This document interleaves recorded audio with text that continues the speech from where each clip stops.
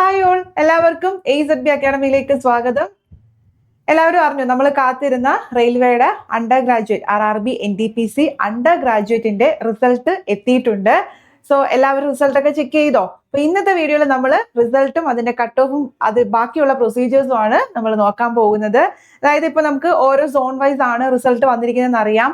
അതില് കട്ട് ഓഫും കാര്യങ്ങളും അതിനു മുമ്പേ തന്നെ നമുക്കൊരു കാര്യം കൂടെ ഡിസ്കസ് ചെയ്യാനുണ്ട്. അതായത് ഈ അണ്ടർ ഗ്രാജുവേറ്റ് പോസ്റ്റ് ഏതൊക്കെയാണോ ജസ്റ്റ് ഒന്ന് ഞാൻ പറയുവാണ്. നമ്മൾ 4 പോസ്റ്റിനാണ് നമ്മൾ എക്സാം എഴുതിയിട്ടുള്ളത്. ഒന്നെന്ന് പറയുന്നത് കൊമേഴ്ഷ്യൽ കം ടിക്കറ്റ് ക്ലർക്കും, 2 അക്കൗണ്ട് ക്ലർക്ക് കം ടൈപ്പിസ്റ്റും, 3 junior clerk cum typist and also 4th one എന്ന് പറയുന്നത് ട്രെയിൻസ് ക്ലർക്ക് ആയിരുന്നു.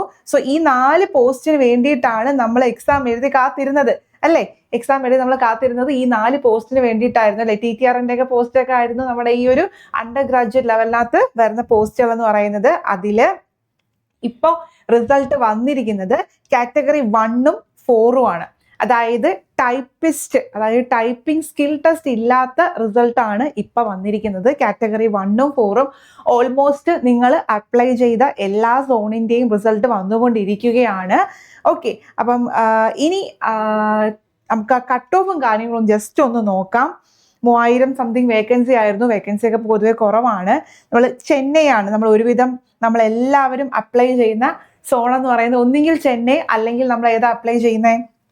നമ്മൾ അപ്ലൈ ചെയ്യുന്നത് ട്രിവാൻഡ്രം സോൺ അല്ലെങ്കിൽ ചെന്നൈ സോൺ ആണ്. അതിൽ ചെന്നൈയുടെ കട്ട് ഓഫ് എന്ന് പറയുന്നത് UR കാറ്റഗറി 84 ആണ്. ദെൻ കാറ്റഗറി 4ന്റെ കട്ട് ഓഫ് 86 ആണ്. OBC 84, SC ST ആണെങ്കിൽ SCക്ക് 81ഉം STക്ക് 78. വലിയ ഡിഫറൻസ് 81ഉം 84 അത് കുറച്ച് ഡിഫറൻസേ ഉള്ളൂ. STക്ക് 78 മതി. EWS 82ഉം ESM 65ഉം ആണ്. സോ ചെന്നൈയിലെ സോണ് അപ്ലൈ ചെയ്തവർക്ക് ഇത് കടന്ന് കിട്ടിയിട്ടുണ്ടോ എന്നുള്ളതൊന്ന് കമന്റ് ചെയ്യാം. ഓക്കെ, അപ്പൊ ചെന്നൈയിലാണ് ഇത് പറഞ്ഞിരിക്കുന്നത്. അടുത്ത നമ്മൾ ചെന്നൈ ട്രിവാൻഡ്രം ആണ് നമ്മൾ കൂടുതൽ അപ്ലൈ ചെയ്യുന്ന സോൺ എന്ന് പറഞ്ഞാൽ ചെന്നൈ ട്രിവാൻഡ്രം ആണ്. അഹമ്മദാബാദിന്റെ ജസ്റ്റ് നോക്കുവാണ്. അഹമ്മദാബാദിന്റെ ഈ പറഞ്ഞ പോലെ 84ഉം 85ഉം ആണ് കട്ട് ഓഫ് വന്നിരിക്കുന്നത്.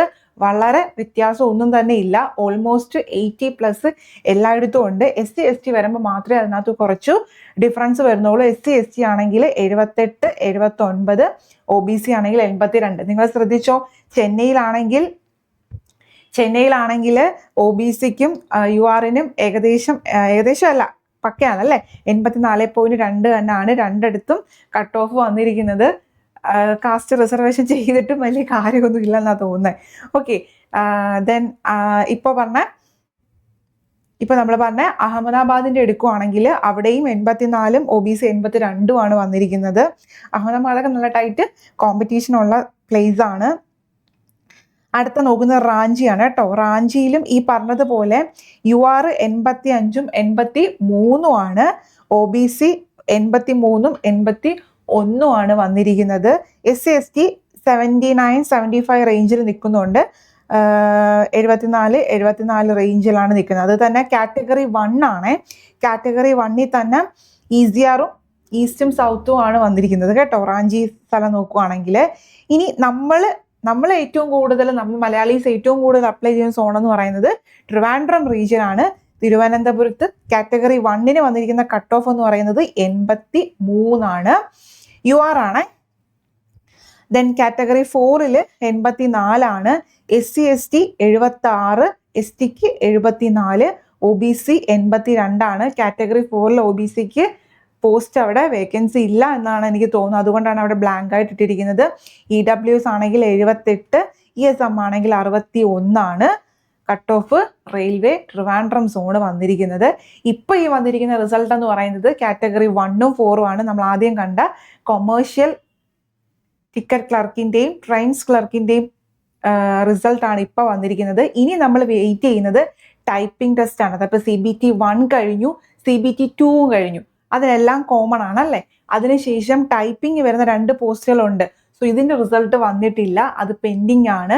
ഇപ്പൊ വന്നിരിക്കുന്നത് ബാക്കി 2 പോസ്റ്റിന്റെ റിസൾട്ടാണ് വന്നിരിക്കുന്നത്.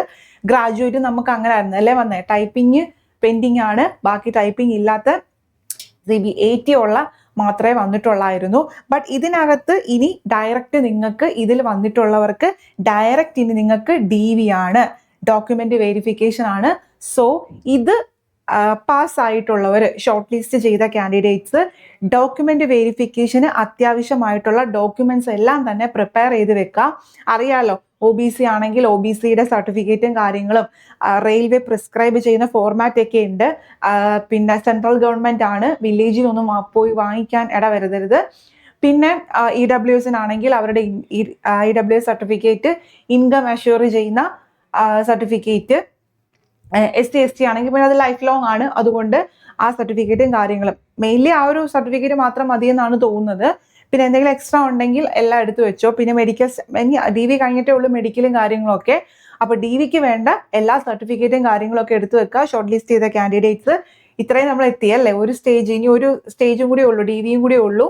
ഇനി ഈ ഷോർട്ട് ലിസ്റ്റ് ചെയ്ത കാൻഡിഡേറ്റ്സിൽ നിന്ന് DV കഴിഞ്ഞിട്ട് വീണ്ടും അവരെന്ത് ചെയ്യും, ഷോർട്ട് ലിസ്റ്റ് ചെയ്യാൻ ചാൻസ് ഉണ്ട്. കാരണം വേക്കൻസി അനുസരിച്ചാണ് നമ്മൾ ആളെ എടുക്കുന്നത് അല്ലേ, അപ്പോൾ അതിനൊരു ചാൻസ് ഉണ്ട്.